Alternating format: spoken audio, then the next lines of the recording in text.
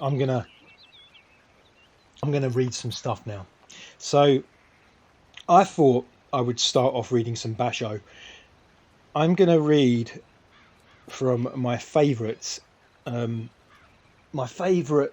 travel journal by Matsua Basho, and it's from this book here, Basho's Journey. Right, let me just let me show you the cover. There's Basho's Journey. There it is.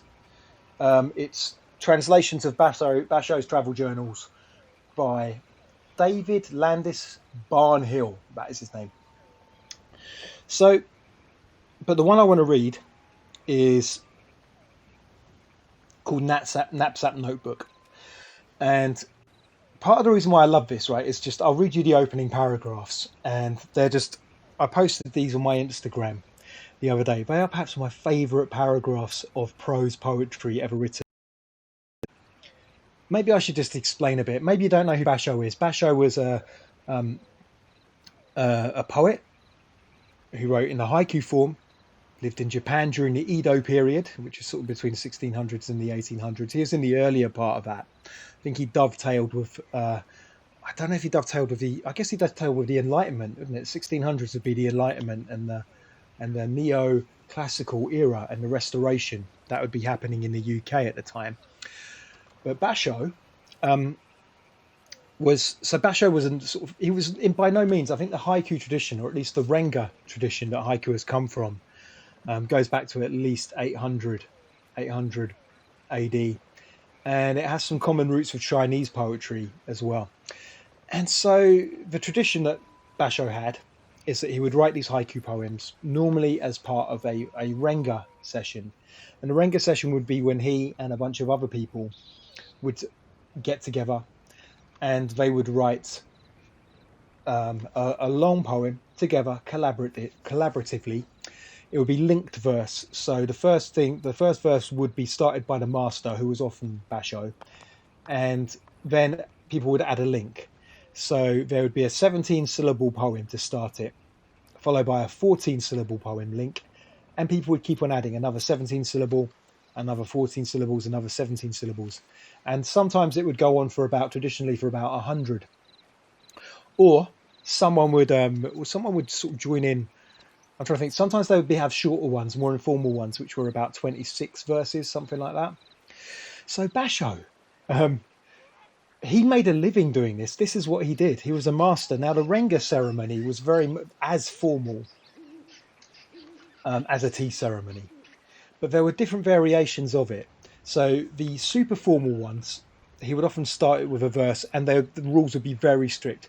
Everything from how people would behave to just how the poem would be written, and the ways in which the Renga would proceed would be very formalized. Certain words could only be used once in the entire Renga poem. Certain words would be allowed to be repeated, but not within a certain close proximity, and certain subjects also could only be mentioned a certain amount of times. And so when there was a haiku master, he would have the first say on whether a poem was accepted to add as a link or the verse.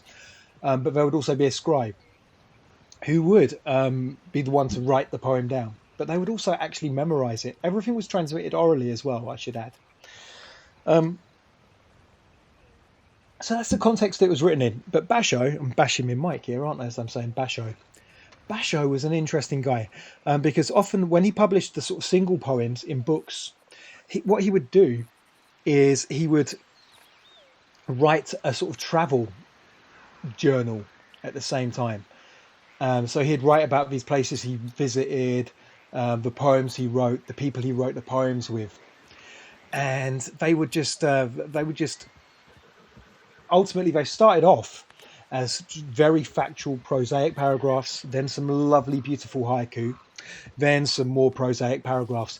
And as his journals went on and as his travels went on, what would happen is that haiku, it sounds like something wants to kill me. Okay, I get distracted sometimes because I do think it's wonderful, beautiful nature in this game. All right. But at the same time, the game is full of things that want to kill you. So right now, I guess I've just got to be at peace with the fact that the character here might get mauled by a bear or shot by bandits or attacked by a mountain lion or something like that. And if he does, maybe I should just let it happen. Maybe I should be Zen-like. I am going to take him for a walk in a minute. He does look like he needs to eat, actually, bless him. So, look at him with his head down, very despondent, bored of what I'm saying. I'm sorry, John. I'll be with you in a minute, but I want to read some Basho first, all right? So, one last thing about Basho, and I said one last thing about ages ago, but another thing about Basho. What would happen with the later journals is that he would become. You know what? I'm just gonna take this off. What would happen with the later journals is that he would become the prose paragraphs would become more poetic, and the whole thing would blend together and feel like more of a whole. So it wasn't just like these poems and then these prosaic interludes to create the context and the situation. It was different. It was kind of like, let me just adjust my microphone because I'm pointing this way quite a bit, and I'll probably catch my voice a bit better if I do it like this. Sorry if I've made some big noises there. Yeah, so this is sort of halfway. So his earlier notebooks, very much prosaic, and then his later notebooks, including his masterpiece, which is even known as The Narrow Path to the Interior or The Narrow Path to the Great North. This style developed. This one's kind of towards his later ones. Maybe he's still not hit the heights that he's hit with his greatest works. But I love this. I love this very much. I'll talk a little bit more about it as I read it, I think. I'm no longer being distracted by noises from. I hope it's not distracting for you. I hope it just creates a nice background for the poems. So, there we go. Matsua Basho's knapsack notebook. Oi no Kobumi. I know that's not good Japanese. Sorry about that. By Matsua Basho, translated by David Landis Barnhill. Listen to this for a first paragraph, right? Right. Peel your ears up and all this, because this is amazing. Among these 100 bones and 9 orifices, there is something. For now, let's call it gauze in the wind. Surely we can say it's thin, torn easily by a breeze. It grew fond of mad poetry long ago, and eventually this became its life work. At times it has wearied of the venture and thought of quitting. At times it has pressed forward, boasting of victories. Battling thus back and forth, it has never been at rest. For a while it yearned for worldly success. But poetry thwarted that. For a while it thought of enlightening its foolishness, but poetry broke that off. Finally, without talent or skill, it simply follows along this one line. Basho, like a lot of these haiku guys, was someone who was known for his modesty, you could say, and maybe we could call it false modesty, but we got to remember the period, the culture it was composed within, and it wasn't about boasting back then. These weren't battle rappers, although haiku could be quite competitive. But I love this. I love that opening paragraph. I love it so much because I see a lot. Of course, I see a lot of myself in that. I love it when I first read the first line as well. I've got to say that when you read that first line, maybe when you heard me reading that first line, among these 100 bones and 9 orifices, I immediately had a little count, like 9 orifices. Yep, he's right. Never really thought about that before. He's obviously including nostrils and ears and eyes as openings, as orifices as well. But I love it, and I used to, when I got asked at gigs. There's one gig where I did at the Ronnie Scott's. I get these Soho exclusive venues mixed up all the time, and the host was interviewing people. The host is like a radio DJ, but the host was interviewing people before the gig. And she asked me, like, what got me into poetry? And I said something like, I thought it was going to get me laid and now it's too late. And I can be quite coarse sometimes, and I think what I meant was I had expectations from poetry, and none of them have been fulfilled. But now it's too late. I'm just into it. I do it now, and I think that's the best way to be. To be fair, from poetry, to have no expectations of it. Okay, I'm going to carry on reading. I'm going to hit references here, and I don't know what they mean. I don't know what any of these references mean. I could talk about what I think they mean, but the specifics, forget it, especially in haiku. I can talk about that a bit more in a second. So, Saigyo's waka, Sogi's renga, Seshu's painting, Rikyu's tea ceremony.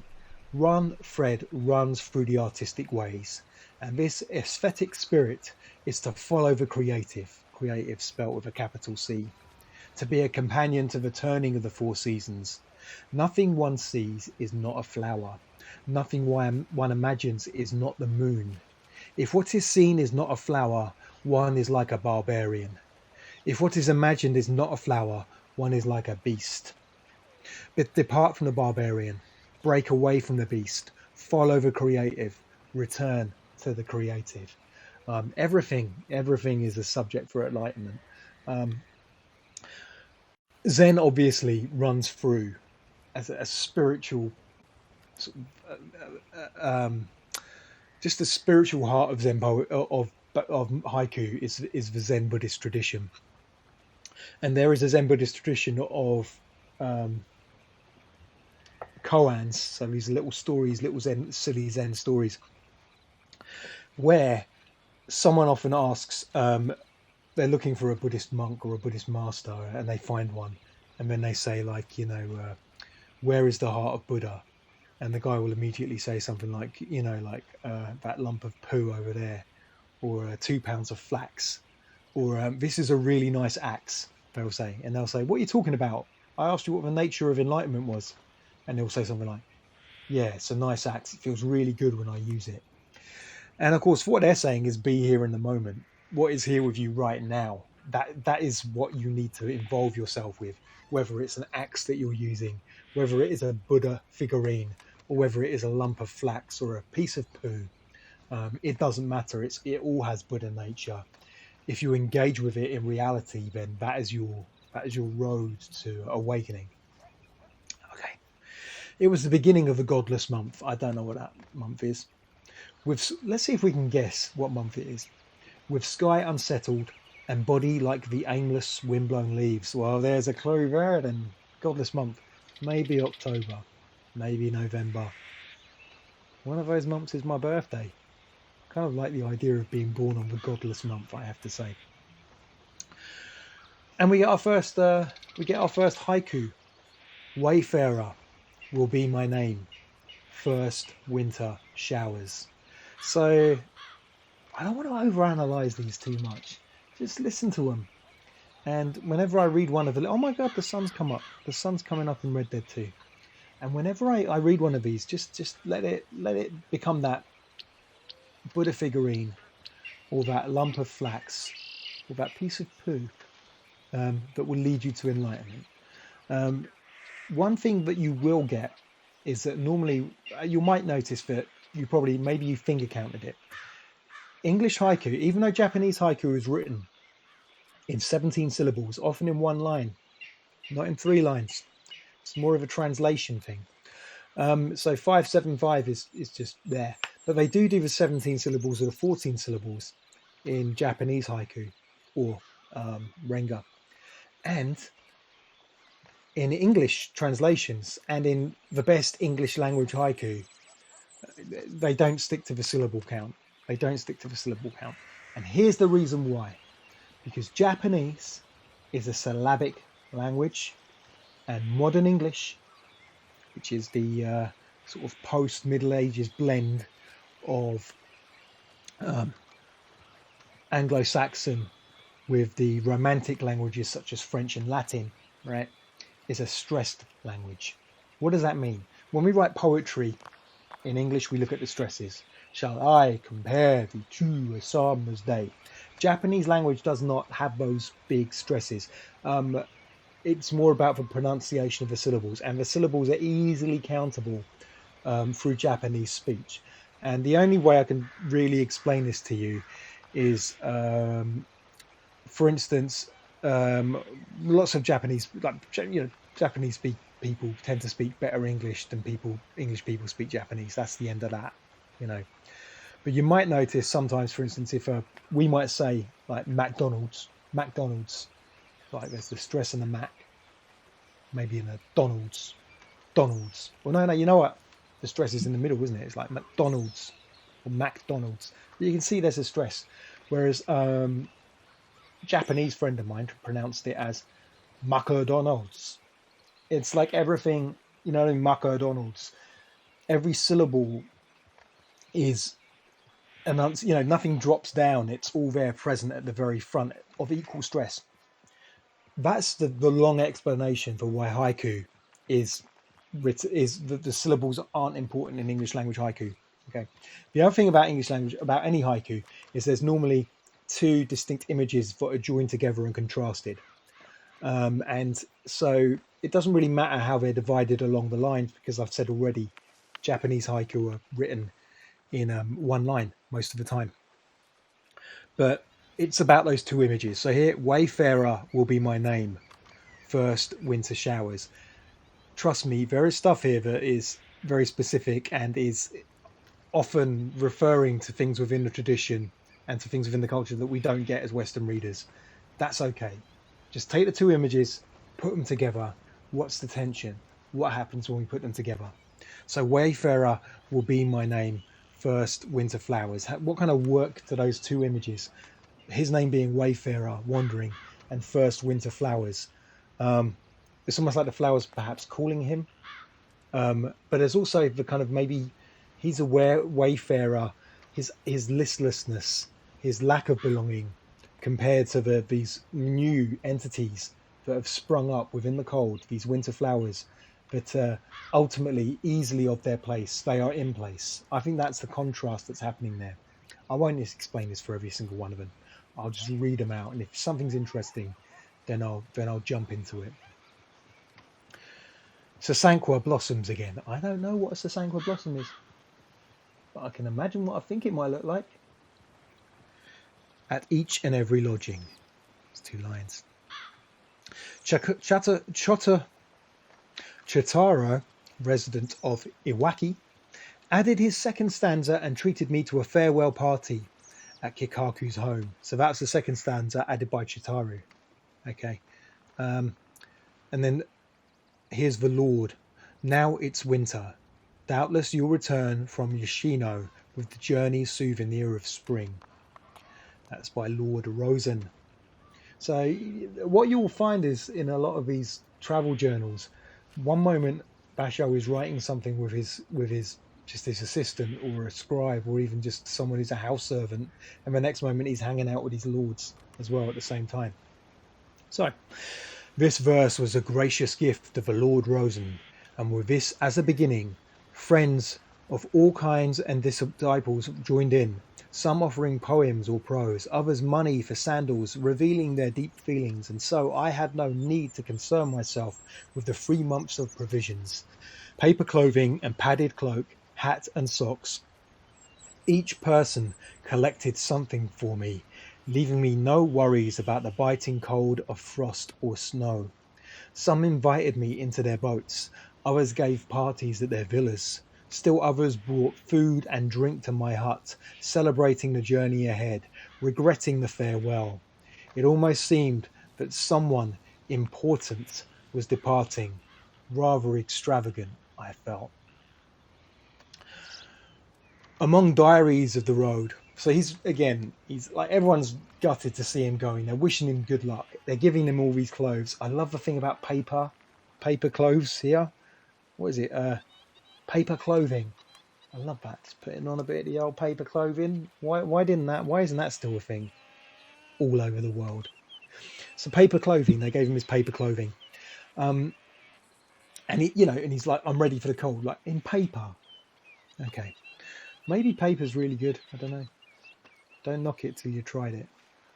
Imagine it being rubbish for rain.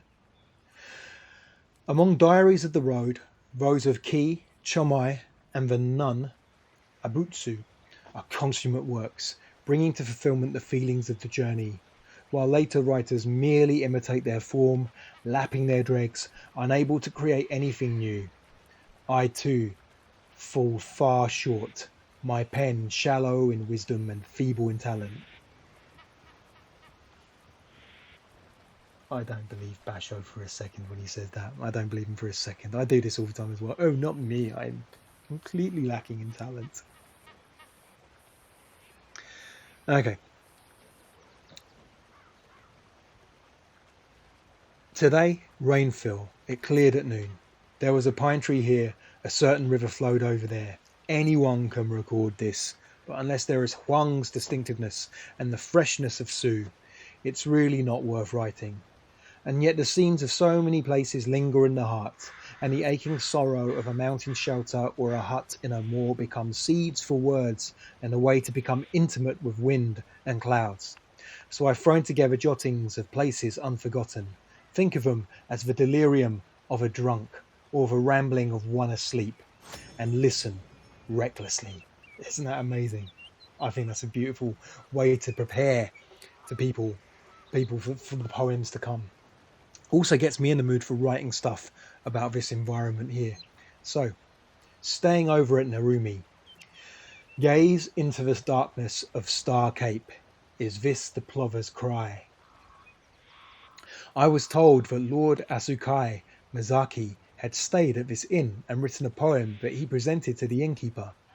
Today the capital seems even more distant, here at Narumi Bay, looking across the vast sea that separates me from home. So, that's a famous lord who's written that poem. And I know it's translated, and I know there might be tons of cultural allusions that I don't get. But I can already tell that it's kind of weaker than what Basho would write. And because it's a little bit too matter of fact. And, Basho was just like cussing people who were saying, oh, the place was here, things were like that. I think this lord is doing the same thing. And so Basho goes, so I wrote in all his modesty, but he's basically going, watch this. I'm going to destroy you, Lord man. To the capital, half the sky left, clouds of snow. You know what I mean? It's just like, I don't even completely understand what he's saying. But just the images. To the capital, half the sky left, clouds of snow. It's like, that's how he's measuring. It's not the miles, it's half the sky to the capital, which is amazing in itself. But then heavy clouds of snow have this foreboding for his journey as well. I wanted to visit Tokoku, who was hiding away in the village of Hobi in Mikawa province. First I sent for Etsujin, and at Narumi we backtracked about 50 miles and spent the night in Yoshida. So cold, and yet a night sleeping together. So delightful.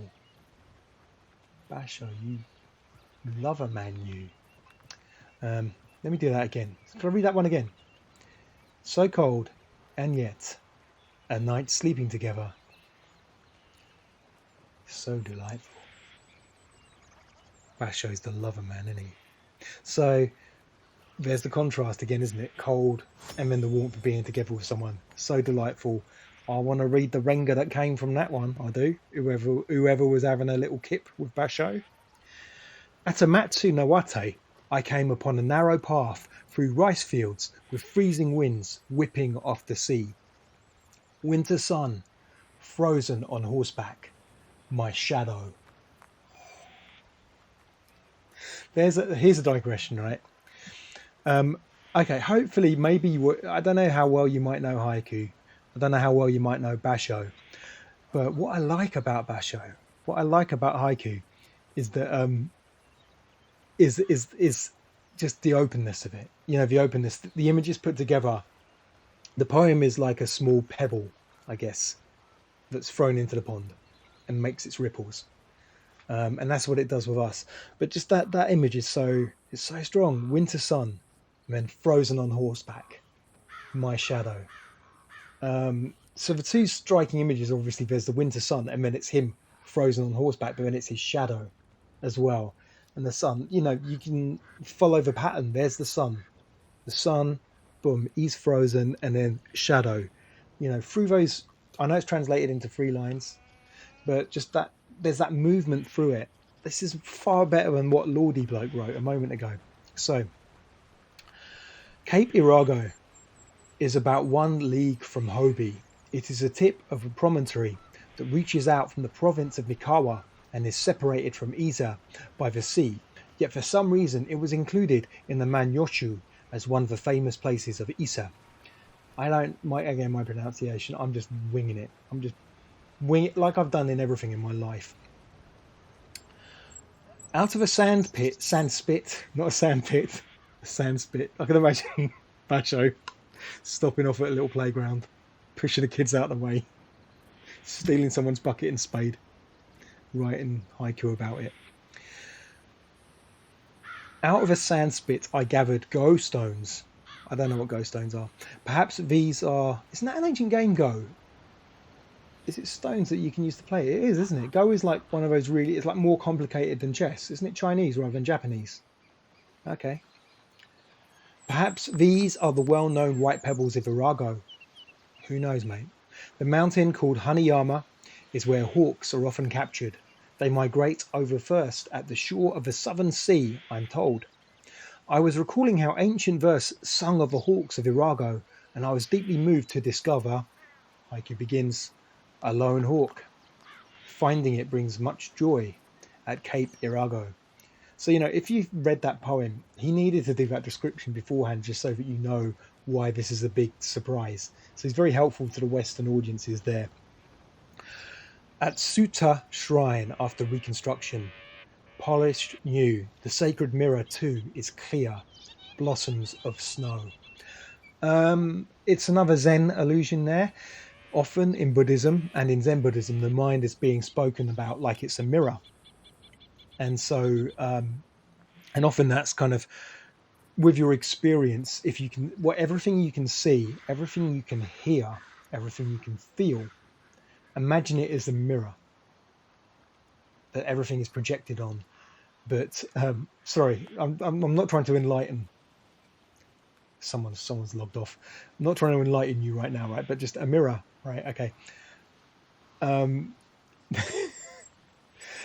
So you see everything as a mirror, but you become the mirror as well. Or that's what they try. That's what these enlightened chaps and chapesses like to do. Okay. Polished new, the sacred mirror too is clear, blossoms of snow. That's what he can see because he's being a mirror. There's crows there. Okay. John is looking so impatient. He's been stood there for about 3 days. There are deer grazing. None of the animals care. There's a little bird near him. And he's just sitting there. He's going, is this man talking about, what's he waffling on about? Haiku. I was attacked by wolves once, and now I'm and got my face all scarred up, and now I'm just here, waiting for this Egypt to flex his knowledge about Basho. I will move you around in a minute, sunshine. Right? Don't you wipe your brow at me, mate. Okay? I control you. Yeah, I'm behind you now. I am your god. You sit there for days until I need you. Back from Red Dead to Basho. I was greeted by people of the Naoga area for a while gave my weary body a rest. Hakone barrier. Someone seems to be crossing it this morning of snow. At someone's gathering, this is another haiku. Smoothing it out, I'm off to go snow viewing in my paper robe. Basho's flexing again there, isn't he? Hey!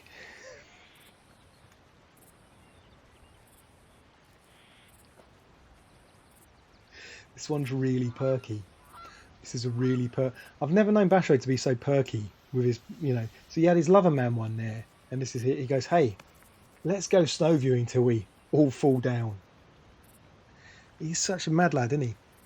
Okay. At the party of a certain person, searching out the plum fragrance, I gaze up at the eaves of the warehouse. He's searching out, so he can smell. He's obviously, he can smell a plum tree. I don't know if he can smell plum, which is in William Carlos Williams's friend's freezer, perhaps, or fridge. Various literary men from Ogaki and Gifu in Mino province came to visit, and we composed a number of 18 and 36 stanza linked verse. This is the thing, right? So this is Basho talking about what he did. This was his job.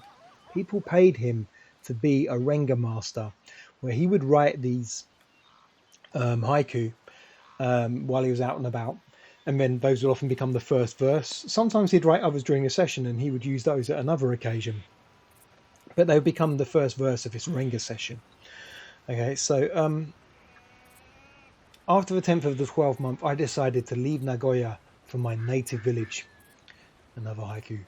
Resting on my journey, I watched the year-end house cleaning of the floating world.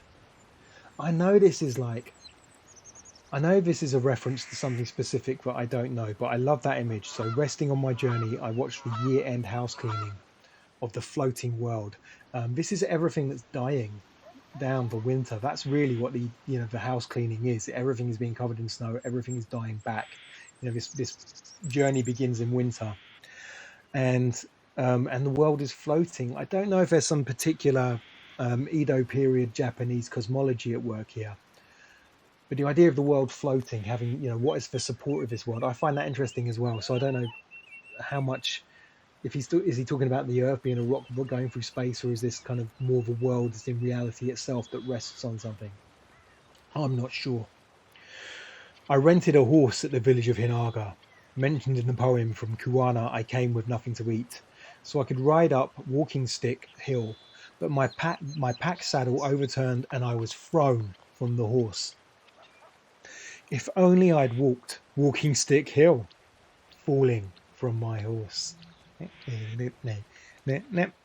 Written while exhausted and vexed, it was only later that I realized that this hokku does not include a season word. Naughty man, yeah.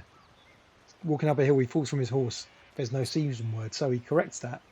My native home, weeping over my umbilical cord at year's end. That's really quite beautiful. I guess he still loves the place that he comes from.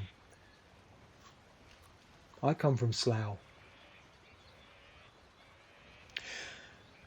On New Year's Eve, reluctant to part with the passing year, I drank deep into the night and then slept through New Year's morning. I don't live in Slough anymore. Came back from a gig once, doing my old stories from my previous, more successful aspect of my career before I was a washed-up has-been. But I did do a gig somewhere. I think it was Denmark or Norway. And I was on my way back, and I was at Heathrow Airport. And for some reason, customs wasn't. It was like a really swift journey through. I mean, Brexit's going to put all of that up the Swanee. But even now, it's been worse, customs. But back then, I remember this. It was mid 2000s, and I just sailed through customs. And it must have been hubris when I got there, and the guy checked my passport. Last bit, before. And I'm always with officials. I'm always like, yes sir, no sir, 3 bags full sir. Don't put that rubber glove on around me. So I normally am like that, but when this guy looked at my and he saw my birthplace as Slough, and he goes, "Oh, I'm from Slough," and I went, "Yeah, I'm South London. I escaped." And then I kind of took my part. He didn't say anything. He handed me back my passport, and I walked off, and I thought, "Man, you need to just don't do that stuff with passport officials." He could have pointed his finger at me and gone, "Drug dealer, terrorist," or something like that. Okay. So it's New Year's morning now with Basho. On the second day, I won't fail, flowering spring. Early spring, we're on to spring. Spring has risen, only 9 days now, and these fields and mountains. Withered grass, faint heat waves, 1 or 2 inches high. The heat is coming on, withered grass that's died back for winter, but then the heat is dancing on top of the grass. So that's that first sign of new life coming. Those are the little details. In the village of Awa in Iga province, there are the ancient remains of the temple of Shunj or Shonin. Must be Irish, Shunj or Shonin. It was known as the great Buddha. I'm second generation Irish, so my name's O'Sullivan. I'm allowed to make jokes about Irish surnames. You're not. It was known as the Great Buddha Temple of Mount Gojo. Now its name alone is the monument of 1,000 years. The main hall is crumbled, the foundation alone remaining. The priest's quarters have vanished, having turned into fields. The 16-foot Buddha is buried in green moss, with only the holy face visible, while the image of priest Shunju is still intact. With such reminders of that distant time, my tears flowed. The stone lotus pedestal and the platform of a guardian lion were enveloped in mugwort and other vines. The image of withered sow trees came to my mind. And now there's a long series of haiku. I'll read them, and then I think I might get onto. I'm beginning to feel the need to do some writing myself, and that'll be the next phase of this little broadcast, where I will do some live writing. I should give John some food as well, really, shouldn't I? I think I've got some stuff that I killed in his little satchel that's so many days old and it's probably rancid and covered in maggots, but the maggots have got protein as well. 16-foot, so this is him again talking about that Buddha that's covered in moss. 16-foot Buddha, heat waves rising from the stone base. So many memories come to mind. Cherry blossoms. From what trees blossoms I know not, but such fragrance. I'm with you, Basho, because I don't know half these trees you mention half the time. Be naked? Not yet, with second month's windstorm. All right, Basho, calm down. Bit of spring. You want to rip off your paper clothes and dance with your tackle swinging.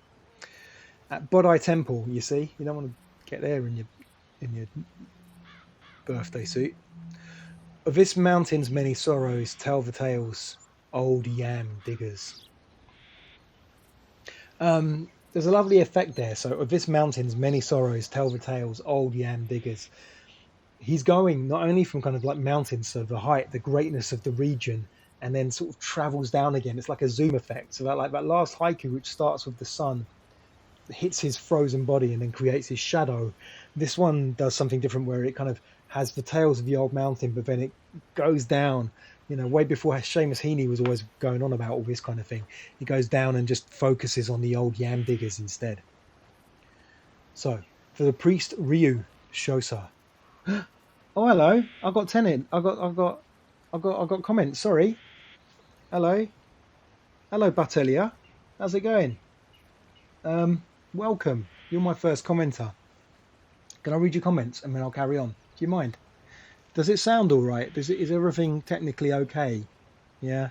There's no weird, obvious technical things that's making this stream worse. Sorry to be interrupted, but I just saw these comments. I'm like, I'm not talking to you. So. I love it. I've not read that book by Kazuo Ishiguro. I like Kazuo Ishiguro, but I haven't read that one. I'll have to check it out. Thank you. Okay. I'm going to carry on reading if that's all right. Sorry. Comments there and I totally missed them. Okay.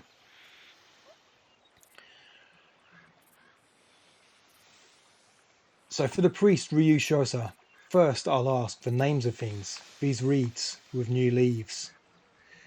Meeting with Setsudo, son of Ajiro Mimbu. Out from an old plum tree grows a young sprout, plum blossoms. Lovely. So again, springtime reference there without having to say the word spring. I think that's an important thing. Thank you, Vitalia. I'm really having fun. I'm really enjoying this. I tried doing this on Monday. I want to do this on Mondays and Wednesdays, and it was the technical nightmare, and I was quite deflated, I have to say. But now I'm feeling, I'm glad the technical stuff's happening, and I'm glad someone's listening. So, thank you very much for your comments. Okay, just keep shouting at me, and I'll happily chat with you. Hopefully, when there's more people like looking at these, we can start writing Renga together. That would be my next little plan, to be a little Renga master and for us all to write these Renga. I think that'd be really cool. Okay. Within the precincts of the shrine, I could not find a single plum tree.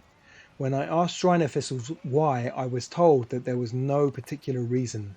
It just turned out there were no plums except one behind the shrine maidens' chambers. For shrine maidens, the loveliness of the lone plum here in blossom. Two images there again, a lone plum in blossom, but then the shrine maidens at the same time. So it's almost like fertility is almost spoken about there. I guess that's the relationship between those two images. Inside the shrine's fences, so unexpected, this portrait of Buddha entering nirvana. Again, I'm reminded of the Zen things I was speaking about earlier, the pound of flax. Yeah, Vitalia. I really want to do that. When I've got enough people doing it, I'd love to have a go at it. I think I just want to get just acclimatized to this, because it's the first time I've ever done this properly. And then I'm definitely going to try and get a big old gang together. So if you want to take part in that when we're doing it, you get first dibs, mate, just for being my first ever commenter. So thank you. Okay. Just past the middle of third month, a yearning for blossoms took hold of me and became my guide along the road. So I resolved to see Yoshimo in bloom. Someone I had made arrangements with at Cape Irage came over to meet me at Isa. He wanted to share the sorrows of the road and assist me as my servant, going by the name Mangi Kumaru. I was charmed by such a boyish name. Mr. Basho. As we set off, we carefully scribbled on our hats, "No abode in heaven and earth, two wayfarers." That's really cool. That's a really cool way for people to be making friends. To kind of just go, "Hey, I want to help you." "Oh, John's being rained on. Sorry, John, we're going to do some walking in a minute." And then they both write these two wayfarer things. Wayfarer is often used, I think, in these haiku. The Yoshino cherries, I will show you, cypress hat. At Yoshino, I too will show them to you, cypress hat. So one was written by Basho, right? The Yoshino cherries, I will show you, cypress hat. And then Mangi Kumaru, the guy who wanted to be a servant, goes, "Oh, I'll write one." Writes pretty much the exact same poem, but with "also" in it. And I don't know if that's genius or if it's taking the mick. But I quite like that. Basho being his genius. I'm going to write this haiku. Yoshino cherries, I will show you. Cypress hat. And this man going, "Oh, I'll write one too, shall I?" At Yoshino, I too will show them to you. Cypress hat. It's the same poem. All the paraphernalia of a journey can be such a hindrance, so I discarded most everything. But then sleeping apparel, paper robe and raincoat, inkstone, brush and paper, medicine, lunch basket and so on, wrapping them all up and hoisting them onto my back, legs wobbly and body weak. I felt as if I was being dragged. Thunder! Did you see that? I'm going to put my headphones back on. I want to be back in this environment. There we go. Does it work as well? Does it work with the old the sounds from the game? I love Red Dead 2 because it just creates this brilliant environment, and I kind of wish you had a mode where you didn't go around with people trying to shoot you, rob you, or animals that want to eat you. I think there's people that want to eat you in this game too, as well. Okay. So he's talking about all his paraphernalia, and he's weighed down, Basho. Legs wobbly and body weak. I felt as if I was being dragged backwards, and I barely made any headway at all, feeling nothing but misery. I'm guessing his mate Mangi Kumaru had legged it now and wasn't helping him now that he'd had his own little poem. Instead of an after poem, it's an also poem. It is an also poem. You're absolutely right. It's actually quite brilliant. I think it's. I was being a little bit cheeky there, but I just like that. It's like you can take a good work of art, and then you can add one tiny thing to it and make a better work of art. And it's like someone else has made all the effort. Oh my goodness! I don't want to walk John off a cliff here. But someone's made all that effort, and then someone just does one little thing, and that makes it better. I don't know why I'm thinking of a Social Network when Justin Timberlake plays the guy who did Napster. I've forgotten his name, and he's there with Zuckerberg, and he tells them, "Oh, don't call it the Facebook, just call it Facebook." And then they say, "And that was the one thing, that was the one productive thing that this man did." Just telling us not to call it the Facebook and not the Facebook. And it's like, yeah, sure, you did all the work. He did that one thing, but ultimately the brilliant thing was created by him doing that one thing. So in that sense, I think we have to salute Mangi Kamaru, even if he seems to have run off when Basho's got too much stuff to carry. Okay, so travel weary. Just as I finally find lodging, wisteria blossoms. At Hatsuse, spring night, someone in retreat, so mysterious, in a corner of the temple. In his high clogs, a monk too appears, a shower of blossoms. I guess those two images there, isn't it? The clogs are heavy, there's the monk appears, but there's a shower of blossoms, there's this lightness that appears as well at the same time. Mount Katsuraki. All the more I'd like to see it, with dawn coming to the blossoms, the face of the god. Mount Mira, Tafu Peak, and Hosu Pass on the road to Dragon's Gate. Higher than the lark, resting in the sky at the pass. That's a high mountain he's on there. There's some lovely high mountains in this game as well. Okay, I'm going to read a few more and then I'm going to do my own writing while in the game. I think this bit's gone quite well, isn't it? Thank you very much. No worries. I'm glad. Be cheeky. Take the mick out of me. I'm not that precious anyway. Okay. Petal after petal, Mountain Roses. I'm just going to read a few more of these and then I think it's time for me to do a bit of writing on my own. So, the blossoms at Dragon Gate, a splendid souvenir for my drinking friends. I'll tell my drinking friends of his blossoms hanging over the waterfall. We all have things that we plan to tell our drinking friends, don't we? But due to that one vital ingredient, drink, we tend not to end up saying those things, or we say them in a very bad way. So I think it's very noble of Basho to have something to tell his drinking friends, because we never, drinking friends. Petal after petal, mountain roses flutter down, the sound of the rapids. Again, two images contrasted. Petals fluttering down with lightness, the rapids heading down. It's what it's all about with a haiku. Forget about the syllable count. Always think about those two images put together. One of them being seasonal, of course. That word, the seasonal word, is called the kiga. There's a lovely sunset here. There we go. You know what? I think petal after petal, mountain roses flutter down, the sound of the rapids. I'm going to leave Basho there, and I'm going to read more Basho on Monday night.